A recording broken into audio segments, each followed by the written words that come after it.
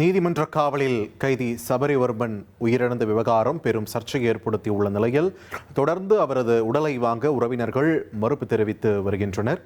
நாகர்கோவிலில் நீதிமன்ற காவலில் கைதி சபரிவர்மன் மரணமடைந்த விவகாரம் தொடர்பாக சபரிவர்மன் குடும்பத்தை சந்தித்து அமைச்சர்கள் ராஜேஷ்குமார் மற்றும் ஸ்ரீநாத் ஆறுதல் தெரிவித்தனர். அந்த காட்சிகளை தற்போது பார்க்கலாம்.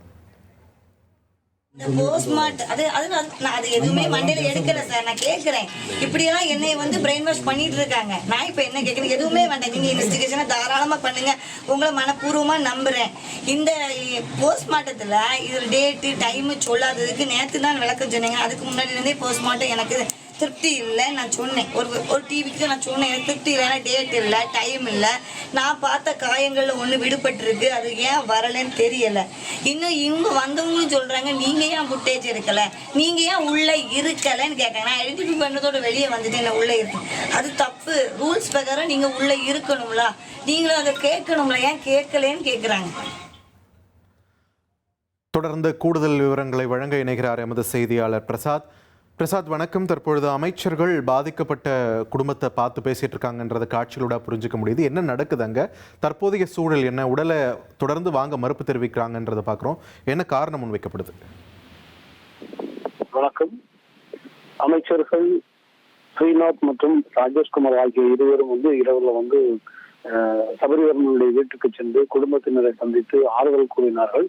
தொடர்ந்து அவர்கள் அங்கிருந்து அரசு சார்பில் சில திட்டங்களோடு தான் அவர்கள் வந்திருந்தார்கள். அதாவது 10 லட்சம் ரூபாய் நிதி உதவியும் நிவாரண நிதியாகவும், அதே போன்று அவருடைய மனைவி ஆனந்தவல்லிக்கு ஒரு தற்காலிக வேலை, ஊரக வளர்ச்சி முகமையில் ஒரு தற்காலிக வேலையும், அதே போன்று அவருக்கு 1.25 சென்ட் ஒரு இலவச வீட்டுமனை பட்டா, அந்த நிலத்தில் வீடு வைப்பதற்கான 3.5 லட்சம் ரூபாய்க்கான வீடு வழங்கும் திட்டம், அந்த திட்டத்துக்கான உத்தரவு, இவை அனைத்துடன் தான் வந்திருந்தார்கள். அதை ஒப்படைக்கின்ற வகையில் தான் திட்டமிட்டு வரப்பட்டாலும் இந்த குடும்பத்தினர் சில கேள்விகளை அவங்களிடம் முன்வைத்தார்கள். அதாவது பிரேத பரிசோதனையுடைய முழு அறிக்கையில் தங்களுக்கு கிடைக்கவில்லை என்கின்ற ஒரு விஷயத்தை முன்வைத்தார்கள்.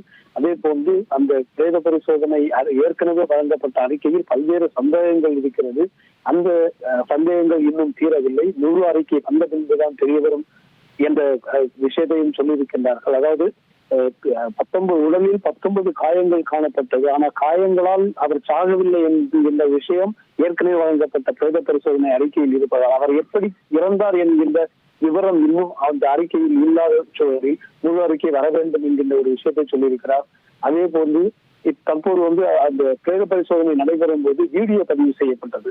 அந்த வீடியோ காட்சிகளை பெற்றுக் கொண்டிருக்கிறார்கள். ஆனால் அதை இன்னும் ஆய்வு செய்த பின்பு அதில் இருக்கின்ற சந்தேகங்களை அதன் வழியாக தீர்க்க முடியுமா என்பதை பார்த்து அதை சரி செய்த பிறகு, அதாவது தெளிவாக புரிந்து கொண்ட பிறகுதான் நாங்கள் சடலத்தை வாங்குவோம் என அமைச்சர்களிடம் தெரிவித்தார்கள். இதற்கிடையே இந்த குடும்பத்தினருக்கு ஆதரவாக தற்போது மதுரை சேர்ந்த மக்கள் கண்காணிப்பகம் என்கின்ற மனித உரிமை அமைப்பு வந்திருக்கின்றது. அதனுடைய வாழ்ந்த தன்னார்வலர்கள் தான் இந்த குடும்பத்தை தற்போது இந்த விவகாரம் தொடர்பாக வழிகாட்டி வருகிறார்கள்.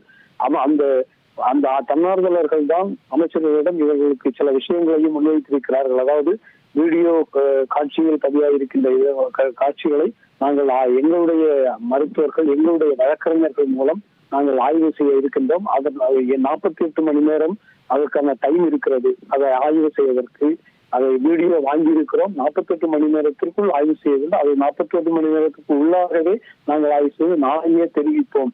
அதில் எங்களுடைய சந்தேகங்கள் தீரும் என்றால் உடனடியாக சடலத்தை வாங்குவதற்கு நாங்கள் தயாராகிறோம் என்கிற அடிப்படையில் குடும்பத்தினரும் அந்த மக்கள் கண்காணிப்பதனுடைய தன்னார்வலர்களும் சேர்ந்து கூறியிருக்கிறார்கள். அதை கேட்ட அமைச்சர்கள் நாளை மீண்டும் வருவதாக கூறியிருக்கிறார்கள்.